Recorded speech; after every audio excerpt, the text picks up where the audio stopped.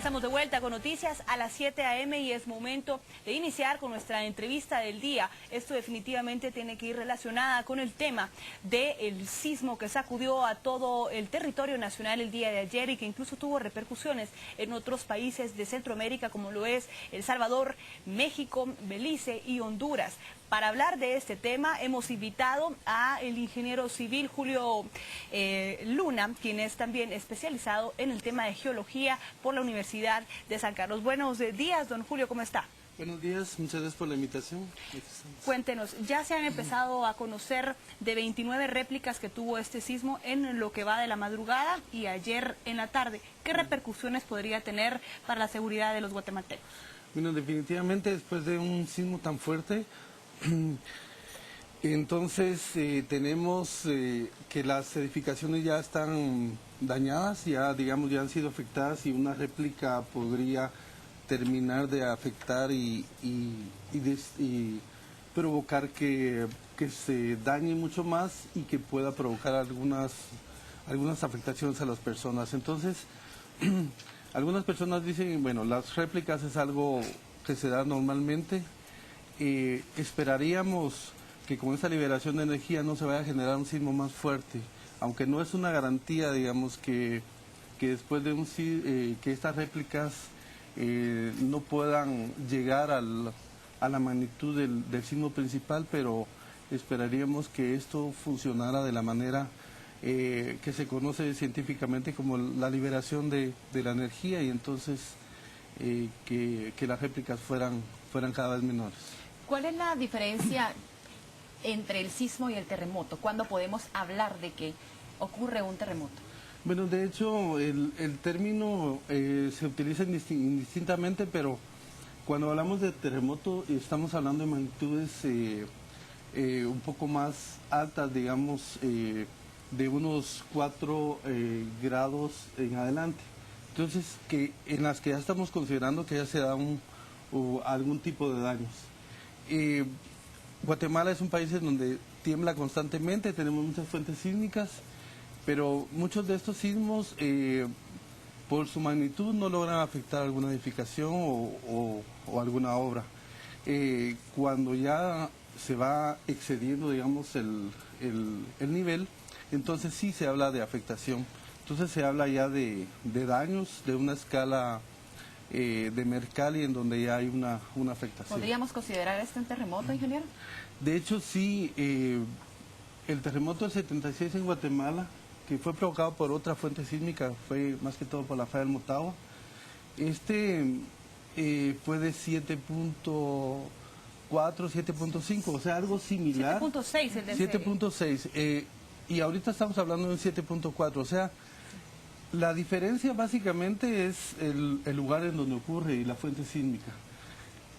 Obviamente con el terremoto 76 que ocurrió en una zona continental, en la falla del Motagua, entonces tenemos un sismo prácticamente bajo los pies de nosotros, como ocurrió en Haití, en donde afecta mucho más. En cambio, por la distancia a la que ocurrió el sismo de San Marcos, hay una distancia en la cual las ondas sísmicas se atenúan y entonces los daños pueden ser un poco menores, digamos, pero la magnitud es similar. Sin embargo, autoridades del INSIBUME llegaban a calificar este movimiento telúrico como un sismo violento. Más adelante, el presidente de la República lo calificaba como un terremoto y señalaban que las distinciones que existían entre cada uno eran precisamente las consecuencias negativas que traían a colación, es decir, los daños de infraestructura, muertes, personas desaparecidas y demás.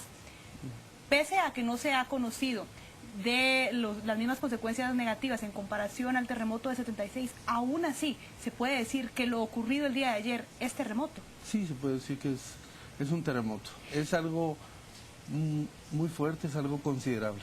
Ingeniero, ¿qué pasa ahora? Algunas personas, y se ha empezado a conocer por medio de redes sociales, que señalan que es incluso positivo que se empiecen a observar este tipo de movimientos telúricos o sismos en el territorio nacional porque disminuye la posibilidad de otra llegada de algún terremoto aún más fuerte. ¿Es esto correcto? ¿Qué tiene que tener en cuenta la población guatemalteca? Bueno, de hecho, yo les comentaba, es definitivamente al generarse sismos se va liberando energía. Si no sucede esto, pues la energía se va acumulando.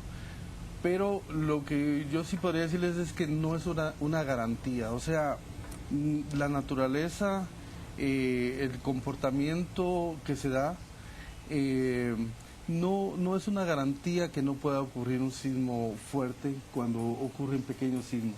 Y además, pensemos en esto, yo les mencionaba las diferentes fuentes sísmicas. O sea, ahorita se está liberando energía de lo que le llaman la zona de subducción, lo de la interacción entre la placa de Cocos y la placa del Caribe. Y, por ejemplo, ¿qué pasa en la zona de falla del Motagua? Esas son otras dos placas tectónicas, la placa del Caribe y la de Norteamérica. Entonces, diríamos que es bueno que se libere la energía, pero no es una garantía para que no pueda ocurrir otro sismo. Es que de hecho el territorio guatemalteco está situado sobre varias fallas tectónicas y son episodios de la naturaleza que no se pueden prever, ingeniero. Exactamente, no se pueden prever. Una de las cuestiones, y bueno, eso lo conversamos en la universidad, digamos, para los futuros ingenieros civiles principalmente, que es a quienes nosotros capacitamos en estos temas, es que las características del país son estas. O sea, nosotros no podemos cambiar, la amenaza sísmica existe. Entonces lo que nosotros tenemos que pensar es cómo vamos a ayudar o cómo vamos a prevenir que ocurran daños fuertes en la infraestructura, y eso es considerando, digamos, la zona en donde estamos y haciendo edificaciones sismos resistentes. Ingeniero, ahora, ya hemos hablado de que en efecto puede calificarse como un terremoto y que tampoco se descarta la posibilidad de que se avecine otro más. Por otro lado, se hablaba de la alerta de tsunami que podría llegar a hablarse por el epicentro en donde se generaba este movimiento telúrico. ¿Todavía puede persistir esta alerta de tsunami en el territorio guatemalteco o cercano a? Bien, un tsunami se da casi inmediatamente después del sismo. O sea, porque es una reacción, digamos, es una consecuencia del sismo. Cuando ocurrió el terremoto en Chile, ocurrió el terremoto, se dio el movimiento y el tsunami vino posteriormente. Entonces, en este momento podríamos decir que un tsunami causado por ese sismo ya no es posible. Y entonces por eso esperaríamos que no ocurriera un sismo similar, porque los tsunamis sí podrían generarse en las costas, porque las condiciones que tenemos en la costa del Pacífico son similares a las que están en todo el Pacífico de América. Claro. ¿Podríamos esperar réplicas para el día de hoy? Ah, sí, definitivamente. Yo entiendo que el INSIBUME, pues con su red de monitoreo está detectando que sí han habido réplicas y podríamos esperar réplicas de distintas magnitudes. Ahora, ¿qué pueden hacer los guatemaltecos para prever cualquiera de estos desastres naturales? ¿Qué recomendaciones daría usted como ingeniero y experto en geología?